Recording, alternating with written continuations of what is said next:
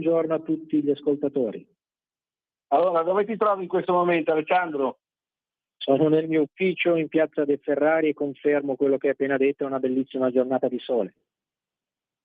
Penso che a Imperia, da dove arrivi tu, sia ancora più bello rispetto a Genova. È ovvio, no scherzo, la Liguria è tutta bella da ponente a levante ed è sempre soleggiata. Allora, dunque, affrontiamo con te un attimino un fatto attuale di cronaca, perché come sanno i nostri ascoltatori, da martedì 7 maggio il Presidente della Giunta regionale Giovanni Toti è agli arresti domiciliari per una presunta corruzione elettorale. Diciamo subito che non sono state trovate mazzette, valigette piene di soldi, bustarelle, eccetera. La questione ruota tutta intorno a dei finanziamenti elettorali che peraltro risultano al momento tutti tracciati sia in entrata sia in uscita per quanto riguarda le spese per l'attività politica dell'uomo partito Giovanni Toti.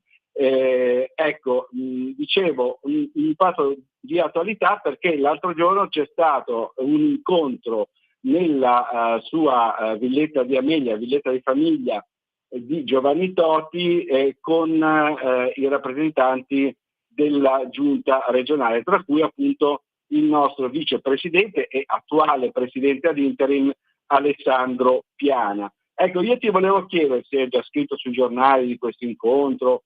Martedì in Consiglio regionale ci sono state polemiche da parte delle minoranze, ma io ti volevo chiedere come hai trovato Giovanni Toti, battagliero, insomma lui ha dichiarato che non dà le dimissioni, ha respinto tutte le accuse decisamente.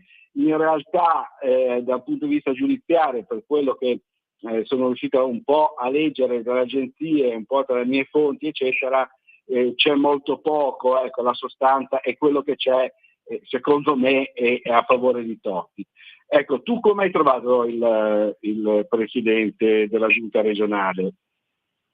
Ma ovviamente amareggiato dall'intera situazione e soprattutto dal fatto che non può essere nel suo ufficio a lavorare, nel suo ufficio dove legittimamente lo hanno eletto i liguri, però l'ho trovato molto determinato, lucido, anche allegro per certi versi, non livoroso nei confronti di nessuno, anzi disposto a collaborare e a chiarire il prima possibile la situazione, anche nei confronti della minoranza che non gli ha mai risparmiato in questi anni e soprattutto nelle ultime settimane delle critiche feroci in maniera scomposta, anche violenta, non si è espresso, non ha avuto parole di risentimento. Ecco, questo credo che la dica lunga su la lucidità del Presidente in questo momento, ma soprattutto sulla sua grande educazione che ha sempre avuto modo di dimostrare in questi anni. È molto determinata a portare avanti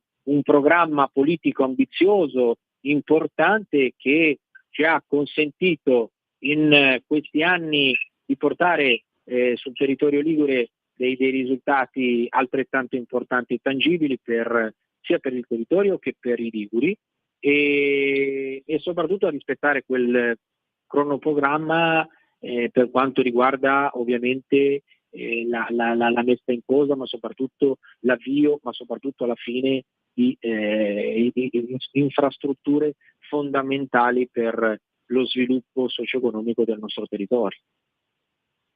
Ecco, dunque ricordiamo anche che la GIP del Tribunale di Genova ha rigettato la richiesta di attenuazione delle misure cautelari, ossia della revoca degli arresti domiciliari, e che adesso il legale difensore Stefano Savi ha già depositato ricorso al Tribunale del riesame. La prima udienza prevista l'8 luglio, la decisione dovrebbe essere comunicata dai giudici genovesi il 15 luglio e, se fosse ancora una volta negativa per Toti, è già pronto il ricorso presso la Corte di Cassazione, appunto per questa revoca degli arresti domiciliari, che ricordo sono per corruzione elettorale. In sostanza si parla di una presunta diciamo così, tangente di 74.000 euro risalente al 2020-21, che questa tangente sono appunto questi finanziamenti elettorali. Ecco, è diciamo, un fatto un po' nuovo, per cui altri politici erano già stati assolti in passato. Staremo a vedere un po' dal punto di vista giudiziario che cosa succederà. Ecco, volevo farti un'altra domanda sempre su questo argomento. Tu hai dichiarato che sostanzialmente la giunta ligure può andare avanti anche così fino a fine mandato. Assolutamente sì, siamo in una situazione straordinaria, non dico anomala ma straordinaria, dove c'è un presidente agli arresti domiciliari, al quale ovviamente è stato consentito di incontrare 3 assessori della sua giunta, e questo in rappresentanza ovviamente di tutti i partiti politici, per parlare di politica, di strategie politiche, e questo devo dire che è positivo e la dice lunga anche su quelli che potrebbero essere gli sviluppi di questa situazione. Io non entro nei meriti, li hai descritti molto correttamente tu, quelle che sono le procedure tecniche di riesame e eventualmente di ricorso in Cassazione. Non entro nei meriti ovviamente nemmeno di quella che è la strategia difensiva. Da politico mi interrogo su una faccenda complessiva, nel senso che per quanto riguarda ovviamente i finanziamenti privati ai partiti, visto che non esistono più i finanziamenti pubblici, per me la regola, le regole sono abbastanza chiare. Se poi per qualcheduno magari le regole non sono altrettanto così chiare, è legittimo e corretto magari porsi dei dubbi. A questo punto io da politico gradirei che la politica tutta stabilisse magari delle regole, dei criteri ancora più chiari, in modo tale da non incorrere in futuro in situazioni di questo tipo. Ma non lo deve fare il governo, lo deve fare la politica tutta, da destra a sinistra. Chiarissimo. Senti, voltiamo pagina e parliamo invece con te di una delibera, visto e considerato che la giunta regionale va avanti, e direi egregiamente, una delibera in particolare che riguarda il Fondo per lo sviluppo delle montagne italiane. Insomma, sono stati deliberati da Regione Liguria ulteriori 938.000 euro disponibili per questo bando relativo al FOSMIT, questo fondo, che vanno a completare l'assegnazione di 1,9 milioni di euro già ripartiti a 184 comuni liguri che sono classificati montani o parzialmente montani, per un totale di oltre 2,7 milioni di euro. Ecco, mi sembra un'importante delibera questa, Alessandro.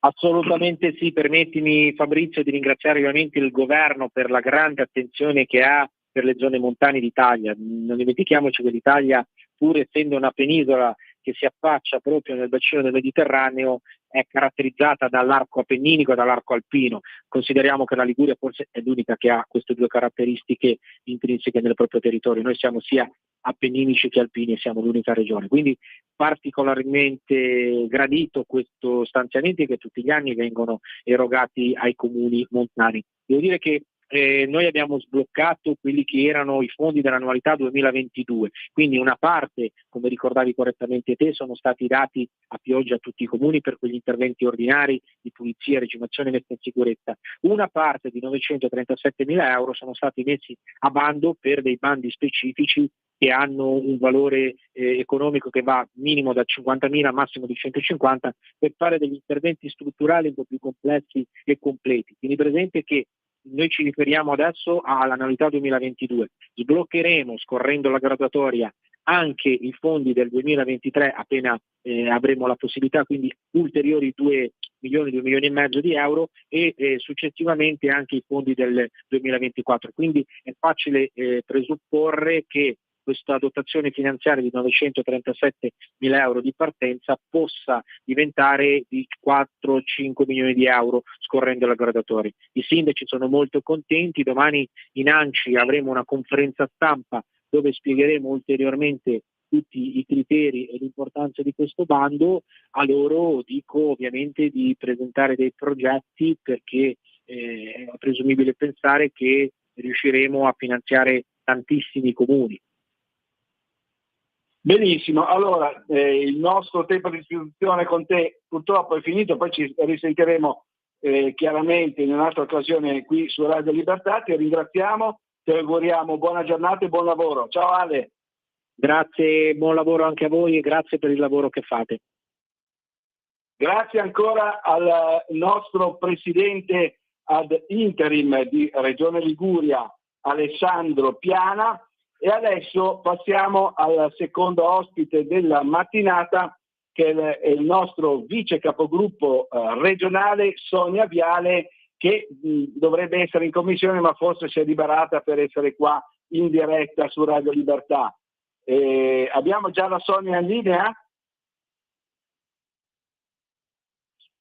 Non sento nulla dalla regia. Con lei volevo parlare un attimino dell'autonomia. Come sapete, ieri sera il Presidente della Repubblica, Sergio Mattarella, ha promulgato la nuova legge sull'autonomia. Abbiamo la Sonia, perfetto. Allora dicevo, ha promulgato la nuova legge sull'autonomia, non poteva fare altro perché appunto prevista dalla nostra Costituzione esattamente all'articolo 116. Sentiamo se abbiamo Sonia in linea. Ciao Sonia, ci sei? Sì, buongiorno a tutti gli ascoltatori. Buongiorno Sonia, allora l'ho anticipato, tu sei appena uscita dalla commissione in Regione Liguria? Sì, abbiamo appena finito una commissione dedicata agli ambienti e ai rifiuti questa mattina. Benissimo, allora partiamo subito con l'autonomia differenziata, la nuova legge promulgata ieri sera dal Presidente della Repubblica Sergio Mattarella, insomma direi un successo per la Lega.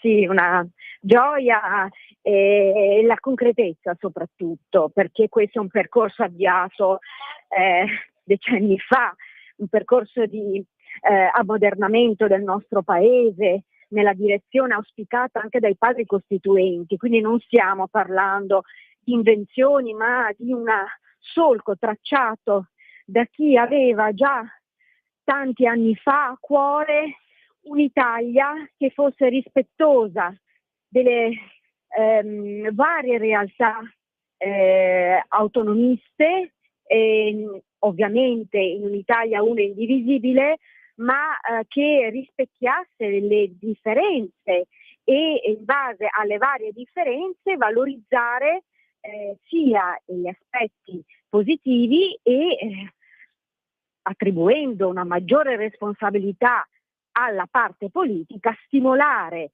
direttamente i politici locali a migliorare l'esistente, cosa che con il centralismo è sotto gli occhi di tutti, non si è verificato, perché uno degli sport più diffusi dei politici di alcune regioni è quello di addebitare la responsabilità al centralismo per coprire la loro incapacità.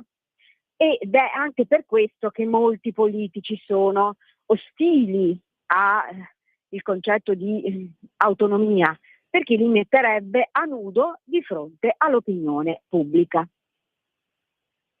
Ecco, senti, alcuni delle minoranze hanno parlato di incostituzionalità e addirittura di spacca Italia. Allora, incostituzionalità non esiste perché l'autonomia, come dicevo poc'anzi, è prevista dall'articolo 116 della nostra Costituzione, tant'è che Mattarella ha firmato e promulgato la nuova legge senza osservazioni. E per quanto riguarda lo spacca Italia mi sembra un po' così, un po' fuffa direi.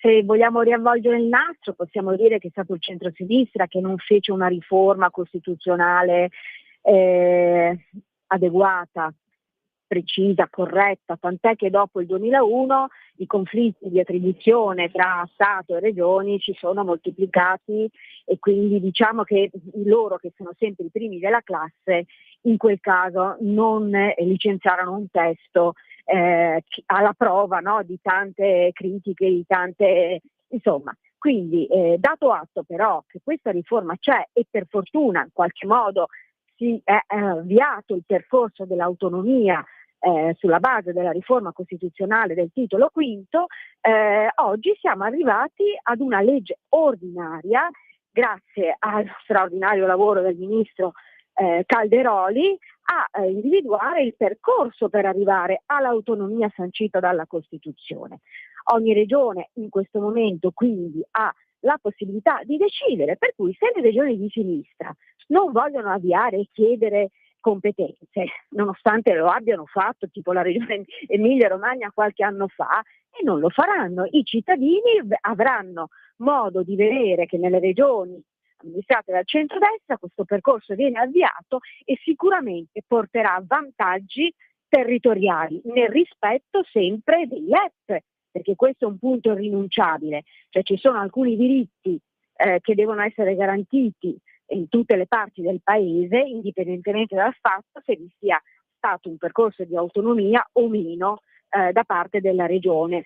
Quindi io direi che si stracciano le vesti su cosa? È solo becera politica su qualcosa che invece bisognerebbe, al di là di tante altre tematiche che possono giustamente dividere la politica, vedere tutti uniti.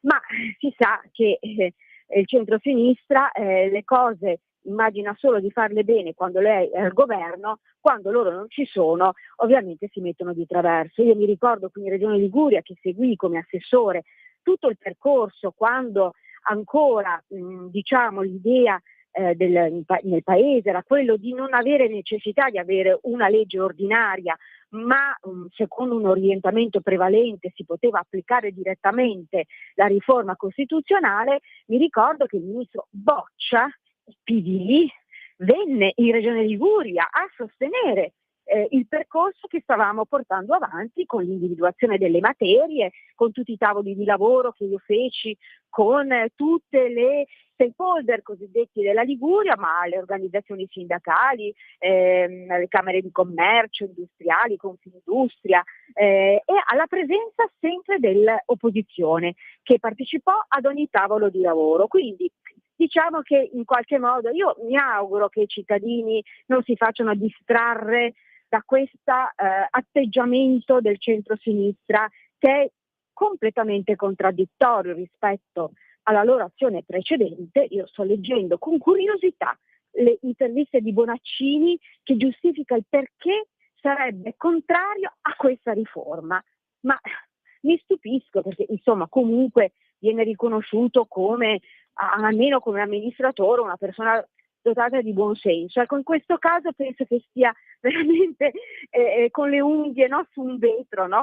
Non sa più come argomentare la contrarietà politica del suo partito, perché gli argomenti che sta spendendo per dire no all'autonomia differenziata, così come portata avanti al ministro Calderoli, che prevede una procedura tra l'altro molto complicata, io inviterei con tutte le garanzie possibili e immaginabili, inviterei tutti a leggere, perché evidentemente è un percorso che ha tutte le garanzie, passaggi parlamentari nelle commissioni, conferenze Stato-Regioni, disegno di legge governativo che poi deve essere approvato dal Parlamento. Insomma, è un percorso blindato, verificato, controllato da tantissimi passaggi democratici e nelle istituzioni.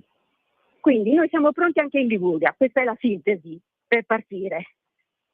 Hai detto da te che hai fatto la vicepresidente alla sanità qua in Liguria, direi che è una garanzia, e poi penso che effettivamente Bonaccini si stia un po' arrampicando sugli specchi. Ma voltiamo pagina, cambiamo argomento. Hai depositato proprio l'altro giorno un'interrogazione in Regione Liguria per bloccare le pratiche scorrette sostanzialmente e le truffe, gli abusi eccetera dei call center, in particolare quelli stranieri, e il cosiddetto telemarketing selvaggio.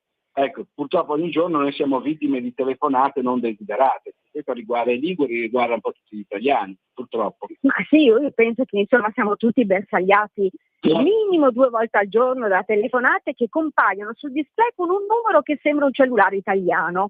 E quindi uno risponde, perché comunque insomma diciamo che ci possono essere situazioni di emergenza legate anche a situazioni familiari. Uno risponde, viene preso in buona fede e poi si rivela l'ennesima telefonata per promuovere qualcosa, e devo dire che questa è una pratica scorretta. Se il call center è all'estero non può utilizzare numeri italiani, e questo insomma già è una regola esistente, per carità, e se qualcuno utilizza questa modalità chiaramente deve essere denunciato. Non solo, ma vi ricorderete tutti che c'è la possibilità di iscriversi in un registro delle opposizioni, quindi uno segnala che il suo numero non può essere utilizzato per il telemarketing, ma nonostante questo le telefonate continuano ad arrivare, quindi c'è qualcosa che non funziona. In più stiamo uscendo dal periodo in cui c'era il mercato cosiddetto protetto, e aumentano anche le telefonate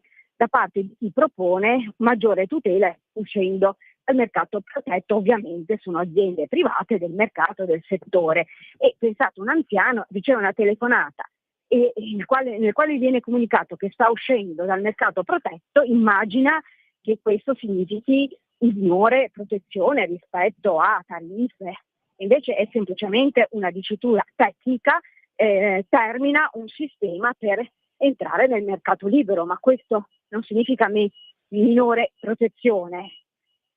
E anche questo può essere un modo per indurre in errore un anziano che alla prima telefonata magari sottoscrive un contratto non sapendo che invece lui ha il diritto di verificare le varie proposte del mercato libero e scegliere quella più conveniente per lui, che non è quella della prima telefonata che riceve. Quindi in qualche modo io penso che su questi temi è giusto che ci sia una segnalazione da parte delle regioni. La competenza non è regionale, ma l'interrogazione l'ho fatta al Presidente e all'assessore competente perché segnali al governo questa criticità, soprattutto in una regione così, insomma, con una componente di anziani molto elevata, perché si verifichi tutto il rispetto delle normative per tutelare le persone dal telemarketing selvaggio. Ecco, sostanzialmente bisogna agire al più presto contro questo fenomeno, soprattutto a tutela degli utenti più deboli come gli anziani, come hai ricordato te poc'anzi. Purtroppo il nostro tempo a disposizione è scaduto e ti dobbiamo salutare. Ti ringraziamo e ti auguriamo buona giornata e buon lavoro. Ciao Sonia. Grazie e buona giornata a tutti gli ascoltatori della radio che è nel mio cuore da sempre. Anche tu sei nei nostri cuori, ovviamente, grazie al nostro vice capogruppo regionale Sonia Viale, e per il momento da Genova e dalla Liguria è tutto. Linea a Milano da Fabrizio Graffione.